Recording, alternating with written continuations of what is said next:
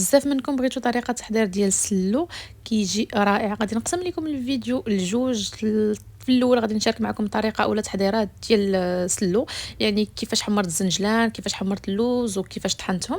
والفيديو الجاي غيكون ان شاء الله تحضير ديال السلو. اول حاجه غادي ناخذ هنايا اللوز. انا خديت هنا كيلو ديال اللوز، كيبقى اللوز على حسب الرغبه ديالكم، وكنحمروا في الفران بقشورو.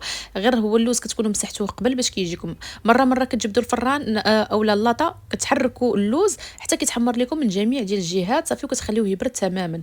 الزنجلان كذلك شديتو، انا حمرته غير في المقله. اللي كيبغي يحمرو في الكوكوط كيبقى ليه اختيار، اولا في الفران. كتبقاو هكايا تردوا مع البال نتوما كتحركوه حتى كتحسوا بالزنجلان ديالكم كامل تحمر. كذلك نفس الطريقه حبه حلاوه والنافع، غير كنحمرهم هكا، غير كنصاطوهم في المقله وكنحيدهم لانهم فريمون دغيا كيتحمروا.